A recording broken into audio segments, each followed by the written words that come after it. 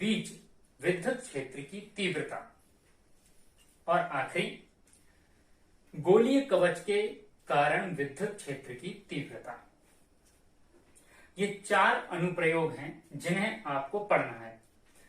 ये अनुप्रयोग के बाद आपका ये चैप्टर खत्म हो जाता है।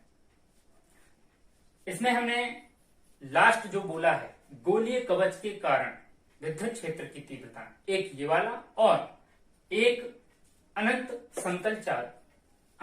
चालक तार के कारण, अर्थात पहला जो आपको आज बता रहे हैं। सुनिए किस तरह से इसके लिए करना है। इसे करने का तरीका बहुत ही इजी है। ये चूंकि गॉस प्रमेय के अनुप्रयोग हैं, इसलिए निश्चित है कि इसमें गॉस प्रमेय को लिया जाएगा, अर्थात गॉस प्रमेय की हेल्प लेनी पड़ेगी। चूंकि हम कर रहे हैं अनंत समतल चादर के, हम कर रहे हैं व्यंजक एक रेखीय चालक तार के लिए।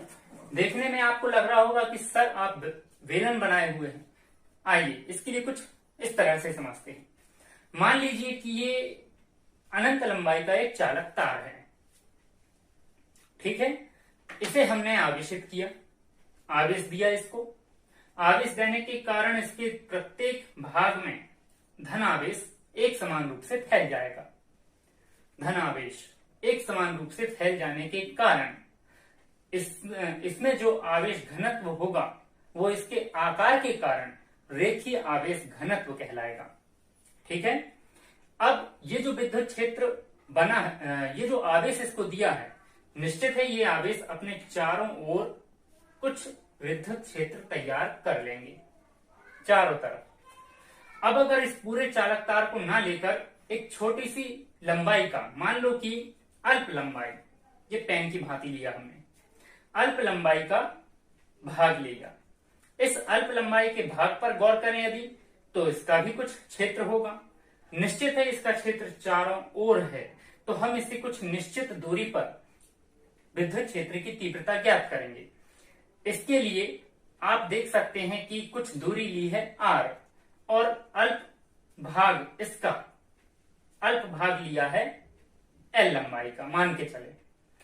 तो जैसे ही इस अल्प भाग का जो क्षेत्र बनेगा वो एक तरह से बेलन के आकार का होगा। ये वाला हिस्सा बेलनाकार पृष्ठ की तरह होगा और ऊपर के कुछ वृत्तीय हिस्से होंगे, नीचे भी कुछ वृत्तीय हिस्सा होगा, कुछ इस तरह से। तो यहां हम गॉस प्रमेय के अनुप्रयोग में इसकी तीव्रता के लिए, अर्थात अनंत लंबाई के चालक तार के कारण क्षेत्र की तीव्रता के लिए 2 हेल्प लेकर आगे बढ़ेंगे, दो सहायताएं लेंगे। एक सहायता गॉस प्रमेय, क्योंकि गॉस प्रमेय की अनुप्रयोग को कर रहे हैं। दूसरी बात, विद्युत फ्लक्स की परिभाषा से इस पूरे चालक तार के इस बेलनाकार भाग से गुजरने वाला फ्लक्स, अर्थात इस अल्प भाग के बेलनाकार हिस्से से कितना फ्लक्स गुजर रहा है उसे चेक करेंगे।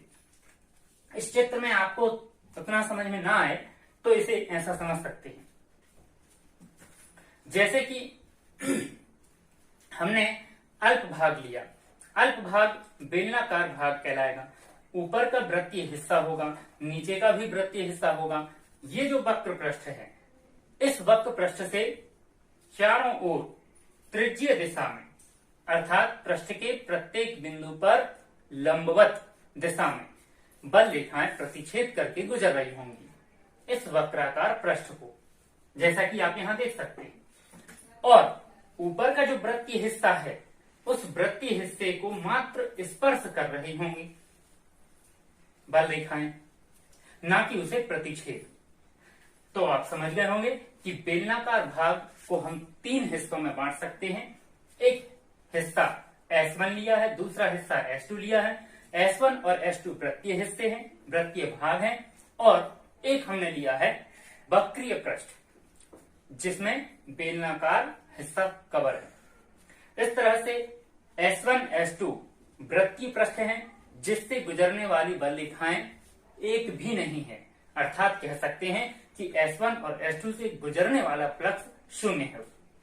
वहीं आप देख सकते हैं कि तीसरा जो पृष्ठ लिया है S3, उस S3 के अर्थात इस वक्र पृष्ठ के, बेलन के वक्र पृष्ठ के प्रत्येक बिंदु से विद्युत बल रेखाएं बाहर की ओर निकल रही हैं त्रिज्यीय दिशा में।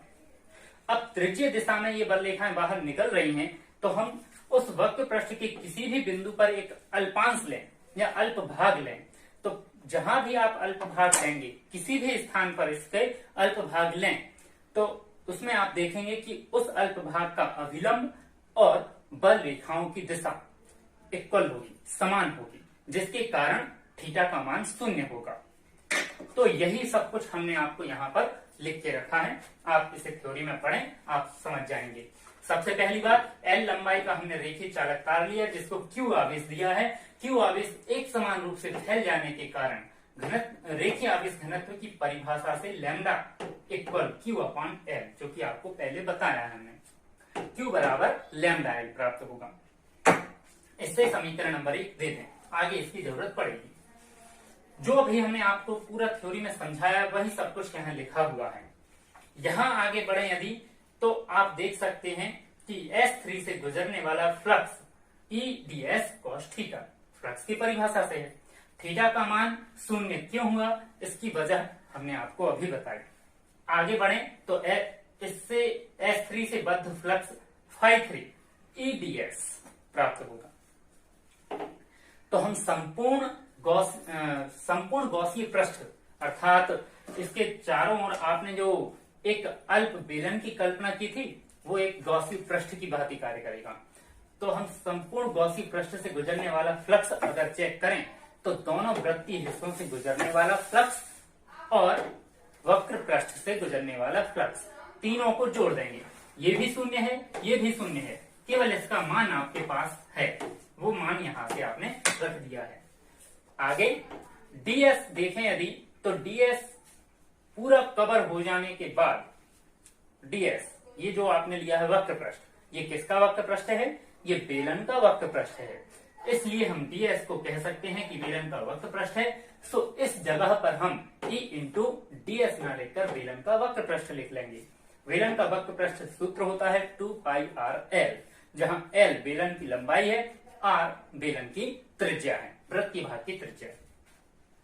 ये यहां तक हमने फ्लक्स निकाला। आप देख सकते हैं ये जो फ्लक्स निकाला है वो फ्लक्स की परिभाषा से आगे बढ़ते हुए फ्लक्स निकाला।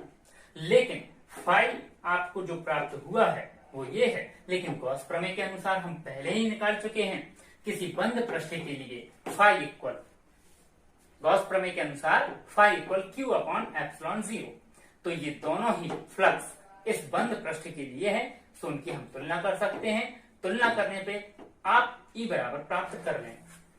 E बराबर प्राप्त किया, E बराबर प्राप्त होने के बाद इस Q का मान, जो कि समीकरण 1 के अनुसार रखा जा सकता है लैम्डा L, ये आपको जो प्राप्त, इससे L और L कट जाने के बाद जो आपको प्राप्त होगा वह अनंत लंबाई के रेखीय चालक तार के कारण कुछ दूरी मतलब r दूरी पर विद्युत क्षेत्र की तीव्रता है। क्वेश्चन आ सकता है, गॉसीय अनुप्रयोग के कारण, गॉसीय अनुप्रयोग अनंत लंबाई के चालक तार के कारण किसी बिंदु पर विद्युत क्षेत्र की तीव्रता प्राप्त कीजिए। ये आपका पहला अनुप्रयोग है। बाकी अनुप्रयोग अगली वीडियो में एक एक कर आपको देते जाएंगे।